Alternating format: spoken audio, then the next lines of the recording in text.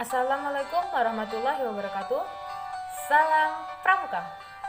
Perkenalkan, nama saya Nisa Prilianggreni dengan NPM 2113022061 Program Studi Pendidikan Fisika Fakultas Keguruan dan Ilmu Pendidikan Universitas Lampung Angkatan 2021 kelas A. Di sini saya akan menceritakan sejarah kepanduan di Indonesia.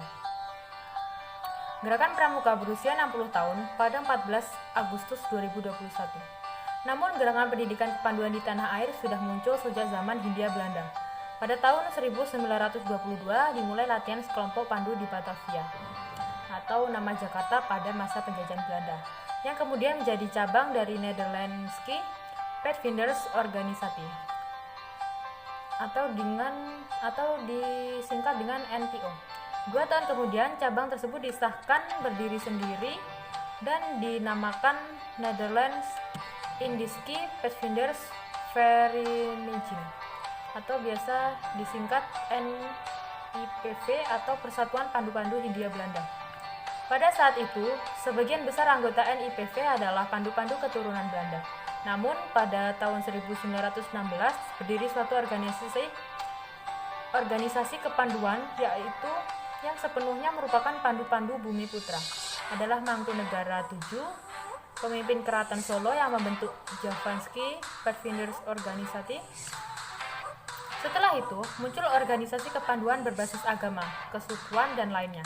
Antara lain, Pathfinder Muhammadiyah, Hizbul Wathan, National Pathfinders, Syarikat Islam Afdeling Pandu, Kepanduan Bangsa Indonesia, Indonesia National Pathfinders Organisatie, Pandu Indonesia, Pathfinders Organisatie Pasundan, Pandu Kesultanan, Al-Hilal, Pandu Ansar, Al-Watani, Tridharma buat Kristen, Kepanduan Asas Katolik Indonesia, dan Kepanduan Masehi Indonesia. Kepanduan yang ada di Hindia Belanda ternyata berkembang cukup baik. Hal ini menarik perhatian pula dari Bapak Pandu sedunia, Lord Baden-Powell, yang bersama istrinya Lady Baden-Powell dan anak-anak mereka mengunjungi organisasi kepanduan di Batavia, Semarang, dan Surabaya pada awal Desember 1934. Para pandu di Hindia Belanda pernah pula mengikuti Jambore Kepanduan Sedunia. Bila pada Jambore Sedunia tahun 1933 di Hungaria, hanya sebatas pada kunjungan delegasi kecil untuk menyaksikan kegiatan akbar itu, maka pada Jambore Sedunia tahun 1937 di Belanda, ikut pula kontingen pandu Hindia Belanda yang terdiri dari pandu-pandu keturunan Belanda, Bumi Putra, khususnya dari Batavia dan Bandung, lalu dari pandu Mangkunegara, dari Ambon, dan sejumlah pandu keturunan Tionghoa dan Arab. Sementara di dalam negeri, kegiatan perkemahan dan jambore kepanduan juga diadakan di sejumlah tempat, diantaranya pada tanggal 19 sampai 23 Juli 1941 di Yogyakarta, berlangsung di All Indonesian Jambore atau Perkenalan Kepanduan Indonesia Umum. Pada tanggal 27 sampai 29 Desember tahun 1945 berlangsung Kongres Kesatuan Kepanduan Indonesia di Surakarta. Kongres tersebut menghasilkan Pandu Rakyat Indonesia sebagai satu-satunya organisasi kepramukaan di Indonesia. Namun, ketika Belanda kembali mengadakan agresi militer pada tahun 1948, Pandu Rakyat dilarang berdiri di daerah-daerah yang sudah dikuasai Belanda. Hal tersebut memicu munculnya organisasi lain, seperti Kepanduan Putra Indonesia atau KPI, Panduan Putri Indonesia atau PPI, dan Kepanduan Indonesia Muda atau KIM. Pada perkembangannya, Kepanduan Indonesia kemudian terpecah menjadi 100 organisasi yang tergabung dalam Persatuan Kepanduan Indonesia atau Perkindo. Namun, jumlah perkumpulan kepramukaan di Indonesia tidak sebanding dengan jumlah anggota perkumpulan. Selain itu, masih ada rasa golongan yang tinggi sehingga membuat Perkindo menjadi lemah. Untuk mencegah hal itu, Presiden Soekarno bersama Sri Sultan Hamengkubuwono IX yang saat ini merupakan Pandu Agung menggagas peleburan berbagai organisasi kepanduan dalam satu wadah. Hal itu pertama kali diungkapkan Presiden Soekarno ketika mengunjungi perkemahan besar Persatuan Kepanduan Putri Indonesia di Desa Semanggi, Ciputat, Tangerang pada awal Oktober 1959. Presiden kemudian juga mengumpulkan tokoh dan pemimpin gerakan kepanduan di Indonesia.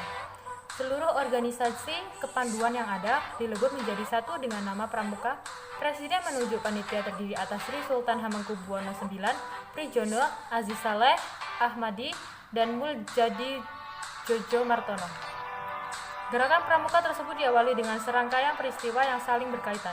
Pada tanggal 9 Maret 1961 diresmikan nama Pramuka dan menjadi Hari Tunas Gerakan Pramuka. Pada 20 Mei 1961 diterbitkan Keputusan Presiden Nomor 238 Tahun 1961 tentang Gerakan Pramuka, dan momen tersebut dikenal dengan Hari Pramuka sebagai hari permulaan tahun kerja.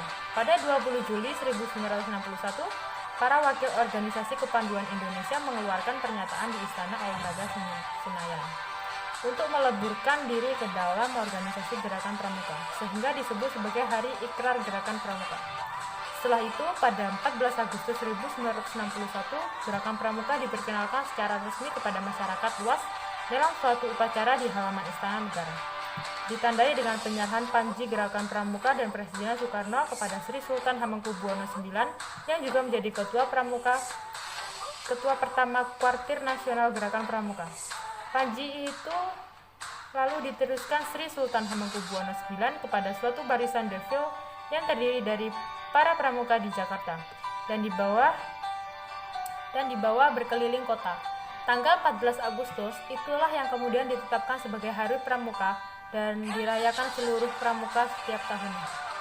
Mungkin itu saja yang dapat saya ceritakan tentang sejarah kepanduan di Indonesia. Jika ada kata-kata atau tutur kata yang salah, saya mohon maaf. Saya akhiri. Wassalamualaikum warahmatullahi wabarakatuh. Salam Pramuka. Terima kasih.